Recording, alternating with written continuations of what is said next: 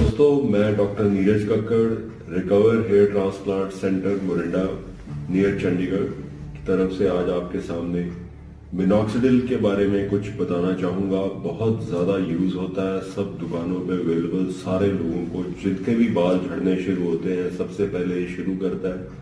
बहुत ज्यादा कंट्रोवर्सीज, बहुत ज्यादा इसकी फॉर्मुलेशंस और कई तरह की इसके बारे में अच्छी और बुरी बातें सुनने में आती हैं, तो वो सारी आज मैं ब्रीफली हर एक टॉपिक के ऊपर टच करते हुए आपको समझाने की कोशिश करूंगा।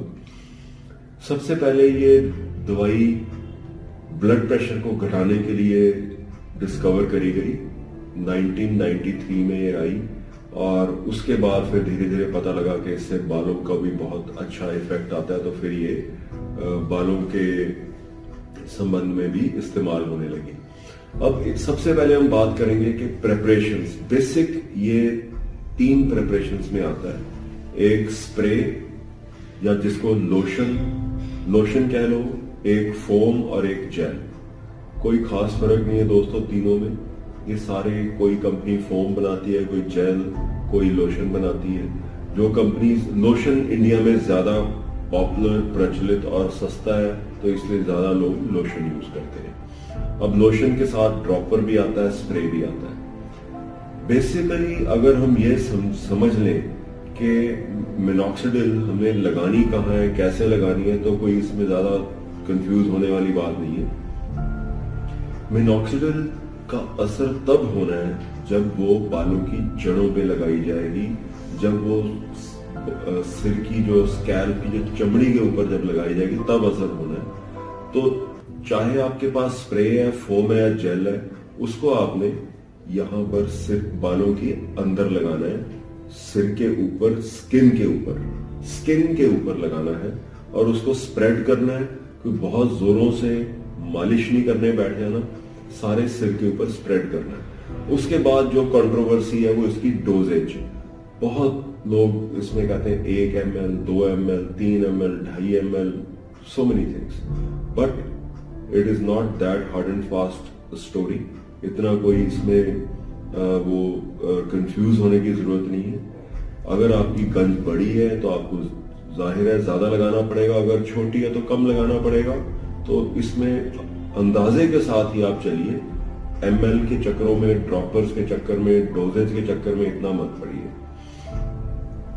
और बस इतना याद रखिए कि सारे सिर को उंगली से मिनॉक्सिडिल के साथ हमने गीला करना है।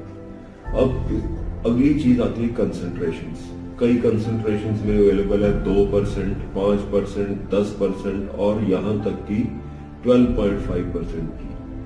अब वेस्टर्न कंट्रीज में 2% पिंक कलर में आती है, 5% ब्लू कलर में आती है। वो कहते हैं कि 2% जो मिनॉक्सिडिल है वो लेडीज के लिए, 5% is for the man.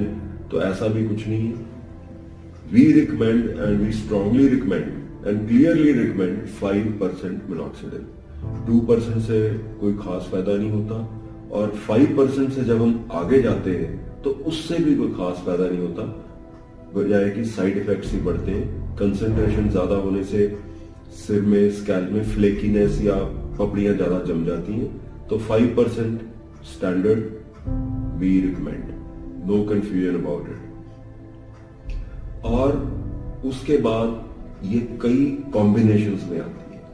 Combinations जैसे कि minoxidil plain 5%, minoxidil with finasteride 0.1%, minoxidil with aminexil. अब एमिनेक्सिल क्या चीज है? एमिनेक्सिल कहा जाता है कि ये जो बालों की जो जड़ें हैं, इनके आसपास जो कोलेजन जम जाता है, जो एक खास किस्म की प्रोटीन होती है जो कि उसकी ब्लड सप्लाई को कम करता है, उसको ये सप्रेस करती है, उसको ये दबाती है बनने से, एमिनेक्सिल। ये कहां तक प्रूवन है, कहां तक नहीं, कुछ नहीं पता, और क्योंकि ये यूज होता है कॉम्बिनेशन, इसलिए मैं आपको एमिनेक्सिल के बारे में बताना चाहता हूँ। और ये ट्रेटिनोइन के साथ भी आती है मिनॉक्सिडिल, जिसकी 0.01% कंसंट्रेशन में। और ट्रेटिनोइन एक एंजाइम को स्टिमुलेट कहा जाता है, करती है, जिससे कि ब्लड वेसल ज्यादा खुलते हैं और मिनॉक्सिडिल को ज्यादा असरदार बनाती है। तो ये चीजें कंपनीज क्लेम करती है, पर प्रूव कुछ नहीं हुआ। तो इस सारे जो कॉम्बिनेशंस में what I will advise, either plain 5% minoxidil or minoxidil with 0.1% finasteride. अब there are so many, कुछ चीजें दवाई को अंदर खून तक पहुंचाने के लिए कुछ चीजें होती हैं जिसको कि जो कि उसको आसानी से अंदर खून की नलियों तक पहुंचाने के लिए होती हैं। तो मिनॉक्सिडिल दो प्रेपरेशंस में आती है, एक अल्कोहल बेस्ड और एक नॉन अल्कोहल बेस्ड, यानी कि प्रोपाइलिन ग्लाइकोल बेस्ड। अब जिन लोगों को अल्कोहल सुनते ही डर लग जाता है तो वो propylene glycol based minoxidil use कर सकते हैं, और वो टोटली अल्कोहल फ्री होती है, और विद अल्कोहल भी यूज कर सकते हैं। दोनों में फर्क सिर्फ इतना है कि प्रोपाइलिन ग्लाइकोल से अगर हम यूज करेंगे तो थोड़ी बहुत फ्लेकीनेस या पपड़ी हल्की सी ज्यादा बन जाती है, वो भी कोई बहुत लंबा चौड़ा मसला नहीं है। उसको हम अगर थोड़ा बहुत 1.5 घंटे के बाद कोकोनट ऑयल लगा ले तो वो भी क्लियर ऑफ हो जाती है। तो ये बेसिकली सूट करने की बात है, आपको क्या अल्कोहल बेस्ड मिनॉक्सिडिल सूट कर रही है या प्रोपाइलिन ग्लाइकोल बेस्ड सूट कर रही है। अब इसके बाद बात करेंगे मैकेनिज्म ऑफ एक्शन, जो कि बहुत इंपॉर्टेंट चीज है समझने वाली, कि ये जो दवाई जो इतनी ज्यादा प्रचलित पॉपुलर मिलियंस एंड मिलियंस जिसकी सेल है, वो करती क्या है। ये हमारे जो बालों की जड़ें हैं उसमें एक एंजाइम होती है जिसको हम सल्फोट्रांसफरेज कहते हैं, और ये हर एक की, ये बात जरा गौर से सुनना, हर एक की जड़ों में ये जो एंजाइम सल्फोट्रांसफरेज है किसी में कम है किसी में ज्यादा है, इसीलिए इसका जो मिनॉक्सिडिल का असर है किसी में कम है किसी में ज्यादा है। तो ये जो सल्फोट्रांसफरेज एंजाइम है, ये एंजाइम जो है ये मिनॉक्सिडिल को उसकी एक्टिव फॉर्म, जिसको कि हम मिनॉक्सिडिल सल्फेट कहते हैं, उसमें कन्वर्ट कर देती है। अब जाहिर है जिसमें ये एंजाइम ज्यादा होगी ज्यादा कन्वर्शन होगी, बेटर एक्शन होगा, जिसमें कम होगी उसमें कम होगी। तो ये जो मिथाइल सल्फेट है ये दो चीजें करती है। एक तो जो हमारी जो खून की महीन बारीक माइक्रो नलियां हैं जिसको हम कैपिलरीज आर्टेरियोल्स कह सकते हैं, उसके स्मूथ मसल्स जो हैं उसको डायलेट करती है, खोलती है। और एक और फैक्टर है जिसको हम VEGF कहते हैं, जिसको कि वेजो एंडोथेलियल ग्रोथ फैक्टर, उसको भी ये इंक्रीज करती है। उससे क्या होता है कि और नई कैपिलरीज और आर्टेरियोल्स बन जाते हैं, और इन सबसे क्या होता है कि हमारे जो स्कैल्प की जो चमड़ी है, जो जहां पर हमारे बालों की जड़ें हैं, उसको खून की सप्लाई बढ़ जाती है। खून की सप्लाई बढ़ने से अब फिर क्या क्या फायदे होते हैं। सबसे पहले जो बालों की जो एनाजन फेज है, एनाजन फेज मतलब कि जो ग्रोइंग फेज है वो प्रोलॉन्ग हो जाती है, बढ़ जाती है। शॉक लॉस जो कि ट्रांसप्लांट के बाद होता है वो भी कम हो जाता है। खून अगर बढ़ेगा तो बाल डेफिनेटली ज्यादा हेल्दी होगा, तो हेयर शाफ्ट थिकनेस वो इंक्रीज कर जाती है। फिर एक चीज जिसको टेलोजन एफ्लूवियम, बहुत लोग आजकल यूट्यूब सुनते हैं देखते हैं, तो टेलोजन एफ्लूवियम बालों का झड़ना किसी बीमारी के कारण उसको टेलोजन एफ्लूवियम कहा जाता है, वो भी कम हो जाता है इससे। और पर एक बात दोस्तों याद रखना कि इससे कोई नए बाल नहीं उगने वाले। Minoxidil is not going to grow your new hair, but at the same time ये एक स्टिमुलेटर ड्रग, स्टिमुलेटर, और ये ब्लॉकर ड्रग नहीं है। ब्लॉकर का मतलब जैसे फिनेस्ट्राइड DHT ब्लॉकर है, तो स्टिमुलेटर ड्रग है, तो इसका कोई किसी तरह का लंबा चौड़ा नुकसान नहीं है। पर फिर भी अब हम ट्रांसप्लांट की नहीं भी बात कर रहे हैं, जनरल पॉपुलेशन जिनके बाल झड़ने शुरू होते हैं, सबसे पहले केमिस्ट की दुकान पे जाके लोग जाते हैं तो वो मिनॉक्सिडिल की एक शीशी हाथ में थमा देते हैं। पर होता क्या है कि 90% लोग 1 महीना यूज करने के बाद इसको छोड़ देते हैं। वो क्यों? क्योंकि वो कहते हैं कि हमारे बाल अब ज्यादा झड़ने शुरू हो गए, जबकि असलियत द फैक्ट रिमेन्स कि इसका असर ही 2 महीने के बाद शुरू होता है। तो इसलिए उससे कोई घबराने वाली बात नहीं है। जब 2 महीने के बाद ही, तो उतनी देर तो आपको टॉलरेट करना ही पड़ेगा। उसके बाद आपको डेफिनेटली इसका इफेक्ट मिलेगा, अच्छा इफेक्ट मिलेगा। फिर उसके बाद इसकी टॉलरेंस भी हो जाती है, जैसे हर एक दवाई की टॉलरेंस हो जाती है, तो इसकी टॉलरेंस भी हो जाती है। उसके बाद साल एक के बाद कुछ इफेक्ट कम भी हो जाता है। पर इससे एक और मेन बात याद रहे कि आपके कोई नए बाल नहीं उगने वाले।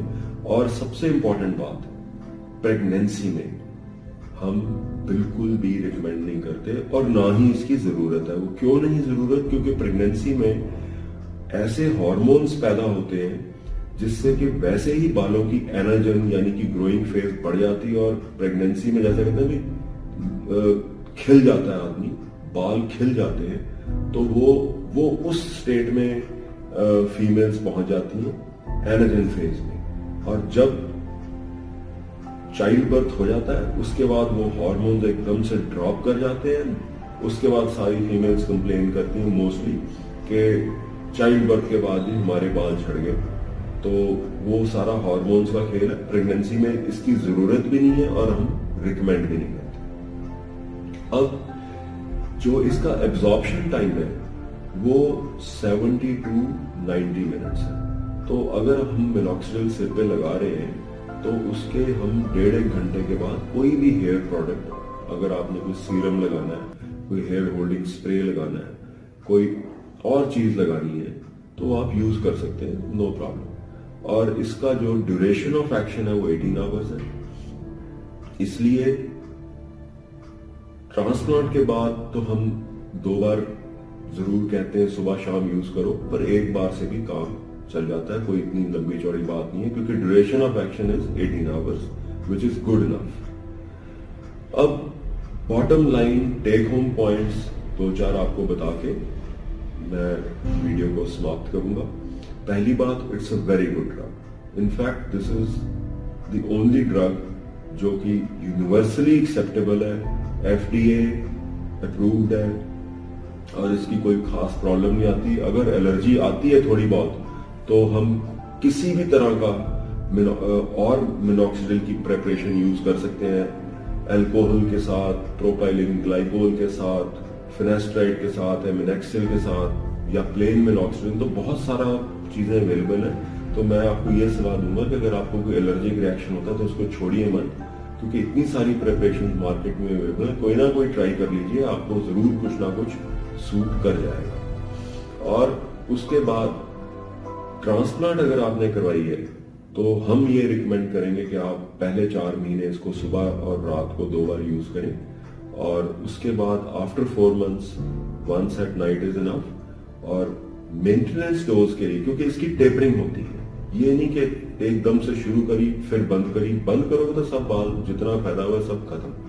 तो टेपरिंग करनी है, धीरे धीरे डोज घटानी है। और मेंटेनेंस डोज भी एक चीज है जो कि जरूरी है, और वो हम ये रिकमेंड करते हैं कि हफ्ते में 1 या 2 बार आप इसको after 1 year of transplant use कर सकते हैं। तो आज दोस्तों मैं आपको यही बताना चाहता था रिगार्डिंग मिनॉक्सिडिल।